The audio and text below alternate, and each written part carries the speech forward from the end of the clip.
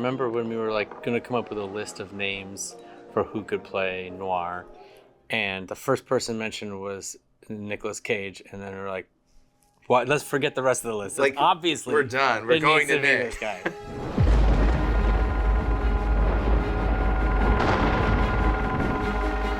We had the idea to do it as a live action series because it seemed like something that had never been done before that would be really interesting. And we'd worked with Oren before in the past, and we've been longtime friends and admirers of his talent. And he's a huge noir fan.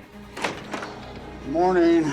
And so he came up with a take that was so clearly rooted in a deep understanding of what a noir is, not just like the aesthetics of noir, but what it thematically is. And the emotions. And noir. You know, the dilemmas that people are in are impossible, and there are no good answers. And so he just blew us away with this take on it, and we were like, well, this is obviously the person to do it.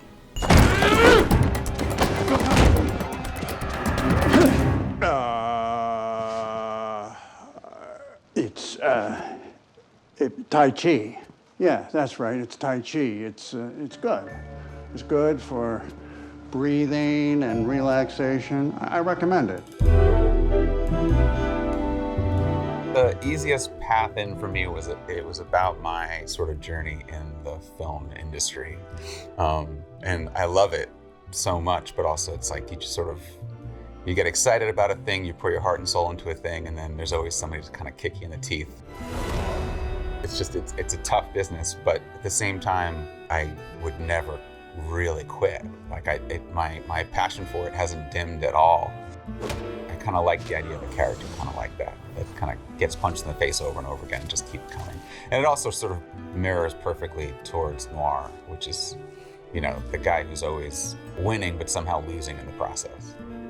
The people could use a hero. Well, I hope they find someone. You used to be. I know who I used to be. And I know who I am now. You know, I usually write just sort of fresh without someone in mind in particular. But with this one, Nick came on board fairly early, mid of the writing. So it's like, it really started to take on his voice. And the more I got to know him too, it was sort of easier and easier because there's a lot of overlap between what I was sort of trying to do and who he is as a guy. And also his sort of love and depth of knowledge for the genre. Like it was great. Go home, Carmen. You have a beautiful and loyal wife. Oh. You know how loyal she is. His idea was to play it like a spider who was trying to be a person. Yes. That's like, no one's ever had that take before. It's so smart. And then anytime he's in private, he's kind of going, Yeah. and you see him do it, and the first scenes when that happens, you don't know that his backstory and why he's doing it. You're like, what is he doing? It's amazing, but what's happening? Then you understand what it is, and you're like, I love it. Only Nick would do this. Above you, night breezes seem to. We pitched this show as a black and white show, but the opportunity was also there to create a color version that was true to the period and that we got excited about the chance to create a really unique look and color for the show. Because we're doing the show in black and white and in color, and that decision came fairly late. Tracy, she really had to meet a big challenge of trying to find costumes that worked in both and were really vibrant colors that made sense in color, but also held up in black and white. At 8 o'clock tonight. Often when you shoot for specifically black and white, it's one color palette. And so it was a really complicated task for her, and she worked so hard. The crash is coming, you just can't feel it yet. Speak for yourself. I'm only getting stronger. That was based in older photochemical techniques. The colors of the walls and the costumes and everything pop in this sort of old photochemical way that doesn't feel like a modern photograph thing. So it's really fun to watch the second time through, so you can see some things you didn't see.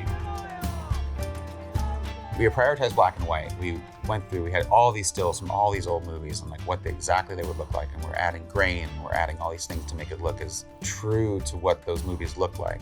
But there's just as much care and attention put into making sure the color version was unique and should be jaw-dropping. Do you mind? Please.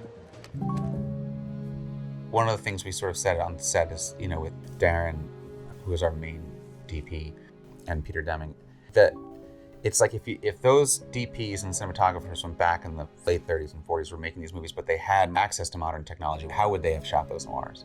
And so that's kind of the game we were playing, is making things look and feel like it was from back then, but then what can we do now that, you know, the cameras are actually smaller and we actually can light with more powerful lights or that don't make as much noise. There's just so many games you can play to recreate it, but also add to it.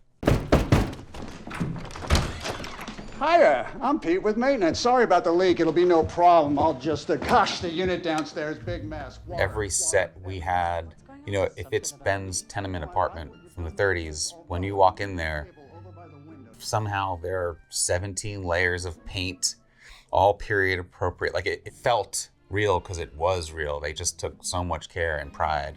And I'm a feature writer. You know, I've never done a TV show before. So I really pushed more in it because I'm not used to just writing towards standing sets. I just want to write different scenes all over the place. So he was constantly having to build or find ways to transform different locations. And he really rose to the task. And I mean, it was a lot of work. A lot of different places that all had to feel exactly like they would have felt in the 30s. And I mean, every single time it worked out. He did an amazing job. I mean, that bar is amazing. You walk into it, you're like, can we just hang out here all the time? I feel like I'm There goes the work a day. cool speakeasy. And all of it was really like just top notch, like all the period cars and all the attention to detail, and it was really special. They did an amazing job. I suppose you think you're pretty clever. Well, actually, most days I think I should just stick my head in the oven and get it over with. What's stopping you? Simple. I'm a coward. I've gotten to pour my heart and soul into it with a team of collaborators that felt similarly, and we made exactly the show we wanted to make, and I think anybody watching it will feel that, and I'm just extremely proud of it, and I'm excited to share it with people, and I think they're gonna love it. The thing about the Spider-Verse stuff is that all these characters have so many similarities. It forces you into finding unique ways to tell the story, and that suits us and this team really well. And the idea that we could do something that's in black and white, set in the 30s, but has all the Spider-Man lore, but in a totally new and unexpected way is just what makes it so exciting.